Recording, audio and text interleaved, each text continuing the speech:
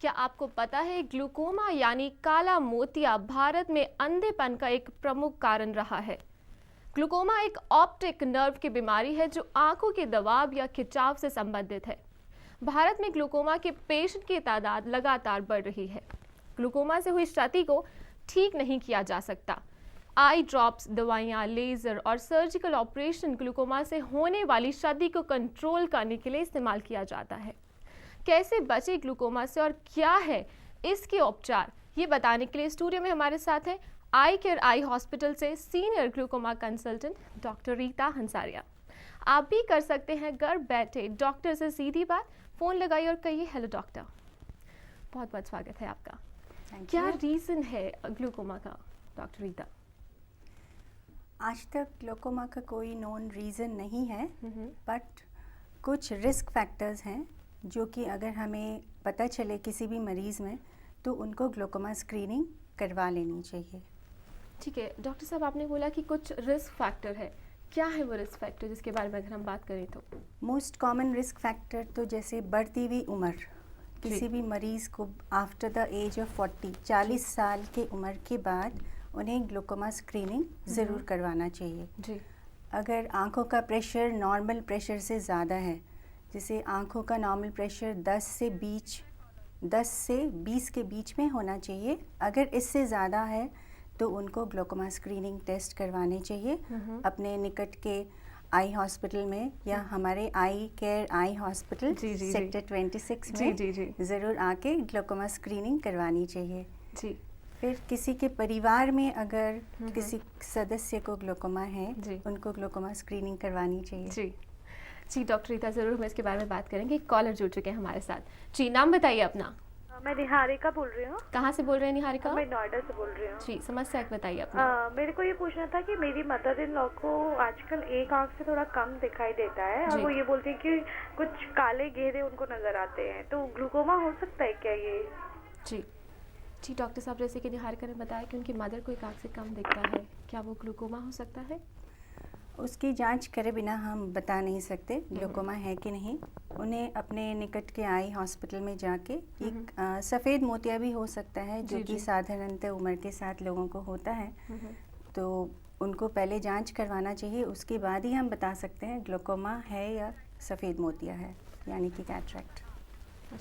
सफ़ेद मोतिया आपने बताया, सफ़ेद मोतिया और ग्लूकोमा में कुछ डिफरेंस है? हाँ बिल्कुल, सफ़ेद मोतिया या कैटरेक्ट हम बीमारी नहीं मानते हैं। जैसे उम्र के साथ हमारी बॉडी में और भी बहुत सारे चेंजेस होते हैं, वैसे ही हमारी आँख का लेंस जो ट्रांसपेरेंट होता है वो वाइट हो जाता है, ओपेक हो जाता है उम्र के साथ, इसीलिए हम उसको कैटरेक्ट बोलते हैं। इसका ऑपरेशन करके हम दूसरा लेंस लगा देते हैं और मरीज़ को बिल्कुल साफ़ नज़र आने लगता है। लेकिन काला मोतिया जैसे कि आपने बताया ऑप्टिक नर्व को इफ़ेक्ट करता है, तो उससे जो रोशनी चली जाती है वो हम वापस नहीं ला सकते। तो दोनों में यही डिफरेंस है। Cataract can be treated but glaucoma defect can not be treated. Right. अगर हम अभी आप रिस्क फैक्टर की हम अभी बात कर रहे थे, प्रिकॉशंस हम क्या क्या ले सकते हैं इससे ग्लूकोमा से बचने के लिए डॉक्टर रीता? ग्लूकोमा अगर किसी को है तो प्रिकॉशंस एज सच कुछ भी नहीं है, लेकिन उनको जो भी दवाइयाँ दी गई हैं वो नियमित रूप से रोज़ डालें और नियमित रूप से अपने डॉक्टर के साथ मिलते रहें। और प्लस जिसको भी ग्लूकोमा है उसको बाकी जो फैमिली सदस्य है ना, फैमिली मेम्बर्स, उनको अपनी स्क्रीनिंग ज़रूर करवा लेनी चाहिए ताकि हम ग्लूकोमा रूल आउट कर सकें कि उनको ग्लूकोमा नहीं है, क्योंकि ये एक हेरिडिटरी डिजीज़ भी है। डॉक्टर रीता, जैसे कि आपने बताया, मैं सबसे पहले यहाँ पे ये जानना चाहती हूँ कि अगर फैमिली मेम्बर में किसी एक पर्सन को ग्लूकोमा है तो क्या ऐसा हो सकता है कि और भी मेंबर्स को ग्लूकोमा हो सकता है? हाँ, पॉसिबिलिटी है, लेकिन ज़रूरी नहीं है कि सबको हो। राइट, तो इसमें ज़रूरी नहीं है। क्या बच्चों में भी ये हो सकता है ग्लूकोमा? हाँ, बच्चों में भी हो सकता है, लेकिन बच्चों में जनरली पैदाइशी होता है या फिर कोई चोट लगने की वजह से। अगर चोट लगी है तो बच्चों में भी संभावना है कि ग्लूकोमा हो सकता है।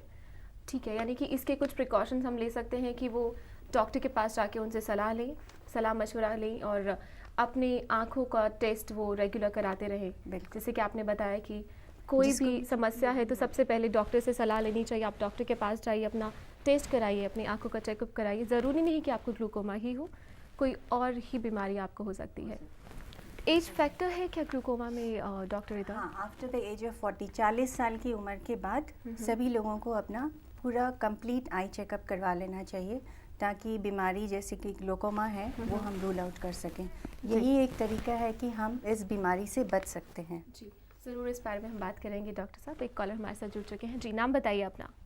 जी मेरा नाम मंदेश है। जी मदेश जी, कहाँ से बोल रहे हैं आप?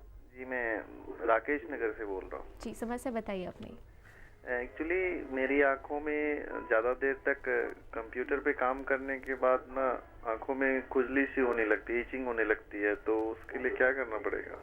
जी जी, जैसे कि उन्होंने बताया कि ज़्यादातर कंप्यूटर में काम करते हैं तो आंखों में खुजली सी होती है। आजकल ये बहुत ज़्यादा कॉमन हो गया है। कंप्यूटर पे जब हम लगातार कई देर तक काम करते रहते हैं, इसको हम कंप्यूटर विजन सिंड्रोम बोलते हैं। तो हम इसके कुछ प्रिकॉशंस ले सकते हैं कि हमारी जब भी हम कंप्यूटर पे काम कर रहे हैं, हर आधे घंटे 40 मिनट बाद एक ब्रेक ले लें। कुछ आई ड्रॉप्स आते हैं मार्केट्स में, आर्टिफिशियल टीयर्स हम उनको बोलते हैं, वो इस्तेमाल कर सकते हैं। उनको उससे उनका कंफर्ट लेवल बढ़ेगा, बिल्कुल उससे उनको आराम मिलेगा। या फिर वो आई हॉस्पिटल में जाके अपनी आईज़ एक बार टेस्ट करा लें ज़रूर से। तो ये ज़रूरी है कि आप एक बार अपनी आँखों का टेस्ट ज़रूर कराइए, उसके बाद ही आप ज़रूर कुछ इसका निजात आपको मिल पाएगा। हेलो डॉक्टर, में वक्त है के लिए हमारे साथ हैं आई केयर आई हॉस्पिटल से senior glaucoma consultant doctor Rita Hansaria. आप भी कर सकते हैं घर बैठे डॉक्टर से सीधी बात। फ़ोन लगाइए और कहिए हेलो डॉक्टर। डॉक्टर रीता, अभी हम ग्लूकोमा की जैसे हम बात कर रहे थे, आपने बताया उसका कुछ ट्रीटमेंट होता है रेगुलर, अगर आप आई ड्रॉप डालें सो इससे हम निजात पा सकते हैं। आपने अभी बताया कि जो विजन होता है, यानी कि चोट जो क्षति हमें पहुंच चुकी है वो दोबारा ठीक नहीं हो सकती, लेकिन ग्लूकोमा चला जाएगा। अगर हम इसके बारे में बात करें, यानी कि चोट हमें लग चुकी है, क्षति हो चुकी है, फिर भी हम ग्लूकोमा से निजात नहीं पा रहे हैं, या ऑपरेशन के बाद भी वो दोबारा सिम्टम्स हमें दिखाई देते हैं कि ग्लूकोमा है, तो उसमें हमें क्या करना चाहिए? यहाँ पे मैं एक बात कहना चाहूँगी कि 90% लोगों में ग्लूकोमा के कोई सिम्टम्स नहीं होते, कोई साइंस नहीं होते। इसको हम साइलेंट थीफ बोलते हैं, इसीलिए क्योंकि बिकॉज पेशेंट को कोई भी किस्म की कोई भी तकलीफ़ नहीं होती है। 90% लोगों को हम रूटीन चेकअप में हम डायग्नोस करते हैं कि उनको ग्लूकोमा होने की संभावना है या ग्लूकोमा है। तो इसीलिए हम ये बार बार एम्फसाइज करते हैं कि 40 साल की उम्र के बाद सबको ग्लूकोमा स्क्रीनिंग ज़रूर करवा लेनी चाहिए, क्योंकि अल्टीमेटली ये एक ब्लाइंडिंग डिजीज़ है।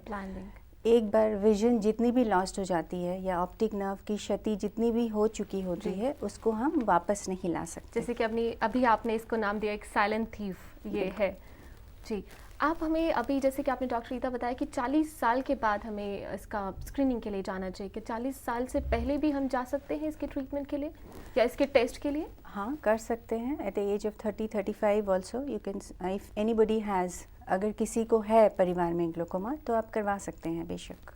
कि यंगस्टर्स में भी ये हो सकता है कि 20-25 की अगर एज में यंगस्टर्स हैं, सो क्या बहुत सारे ऐसे मरीज़ भी हैं जिनको इवन 15-16 साल की उम्र में भी ग्लूकोमा है।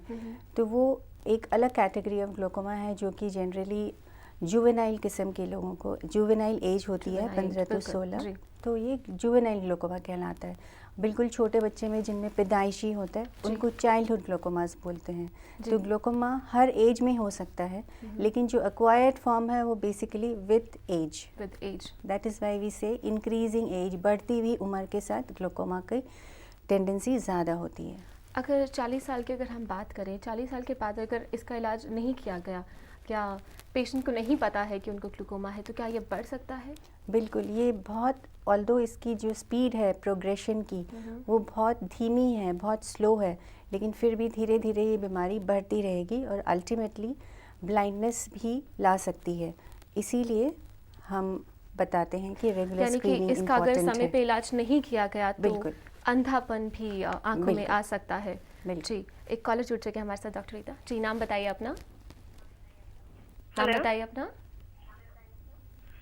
जी, एक्चुअली मैं सरला के बारे में पूछना चाहती हूँ जी।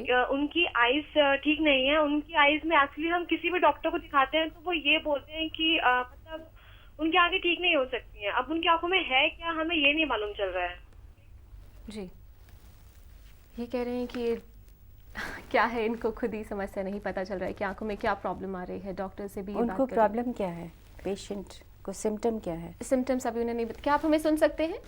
जी, आप मुझे बता सकते हैं कि प्रॉब्लम क्या आ रही है बेसिकली वहाँ? एक्चुअली जब भी डॉक्टर को हम दिखाते हैं तो उन्होंने ये बोला है कि डे बाय डे मेरी मॉम की आईज ना कम होती जा रही है, मतलब उनकी पास यानी आंखों अब की इतना रोशनी है कम कि- होती जा रही है। जी। डे बाय डे आंखों की रोशनी कम होती जा रही है, आप मुझे ये बता रही हैं, राइट? जी, उन्होंने कहा कि डे बाय डे आंखों की रोशनी कम होती जा रही है।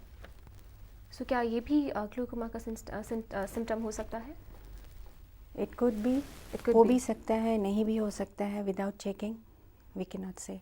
हम श्योर, जैसे कि अपनी वो मदर की बात करें, उनकी एज अगर हम यहाँ पे अंदाज़ा भी लगा कर चलें तो 40 साल या 35-40 साल की हो भी सकती है, तो उनको यहाँ पे टेस्ट करा लेना चाहिए एक बार ग्लूकोमा के लिए।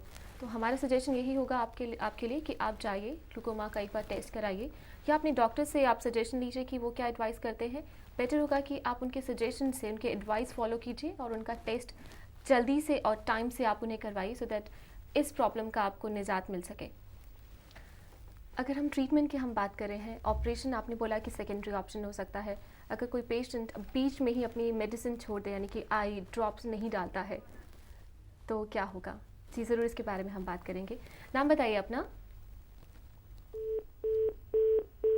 लगता है संपर्क टूट चुका है। जी, हम यहाँ बात कर रहे थे मेडिसिन की। अगर मेडिसिन बीच में अगर कोई पेशेंट छोड़ देता है, आई ड्रॉप नहीं डाल रहा है वो, कई ऐसे मरीज़ आते हैं हमारे पास जो कि कई महीनों से दवाइयाँ बंद कर चुके होते हैं और हमारे पास आ भी नहीं रहे हैं दिखाने के लिए। जी।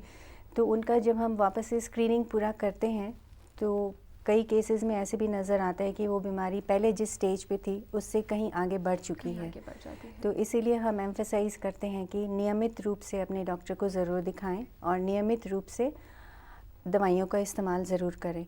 यहाँ पे मैं एक बात और कहना चाहूँगी कि सबसे ज़रूरी ग्लोकोमा को समझना ज़रूरी है कि ये किस किस्म की बीमारी किस्म है की बीमारी और है। क्यों ज़रूरी है कि इसको सीरियसली लेके Seriously इसका इलाज बिल्कुल सिंसियरली किया जाए। जी जी जी, एक कॉलर जुड़ चुके हैं डॉक्टर रीता हमारे साथ। जी, नाम बताइए अपना। तो संपर्क टूट चुका है। राइट। आपने बताया कि पहले हमें ये जानना ज़रूरी है कि किस किस्म की बीमारी है, उसका निजात हम तभी पा सकते हैं। यानी कि इसका निजात पाने के लिए हमें सबसे पहले डॉक्टर से कंसल्ट करना होगा, टेस्ट कराइए, डॉक्टर से एडवाइस लीजिए, उसी के बाद हमें ये बात पता चल पाएगी। ट्रीटमेंट अगर कंटिन्यू है, ऑपरेशन की अगर यहाँ नौबत आती है, यानी कि सेकेंडरी ऑप्शन ट्रीटमेंट, यानी कि मेडिसिन कोई भी पेशेंट कराता है, तो कितना टाइम लगता है इसे क्योर होने में ऑपरेशन के बाद भी? ऑपरेशन करने में करीब 30 मिनट से 40 मिनट तक लग सकते हैं। उसके बाद पेशेंट को 4-5 हफ्ते तक रेगुलर मेडिसिन डालनी होती है और हर दूसरे या तीसरे दिन डॉक्टर के साथ जाके आँख दिखानी होती है। यानी कि ऑपरेशन के बाद भी उनको यहाँ पे डॉक्टर के साथ एक बार कंसल्ट करना होगा, यानी कि मेडिकेशन में वो यहाँ रहेंगे, रेगुलर मेडिसिन बिल्कुल। उनको चाहिए होगा। पोस्ट बहुत ऑपरेटिव। बहुत शुक्रिया आपको इन सभी तमाम जानकारियों के लिए। Prevention is better than cure, and if you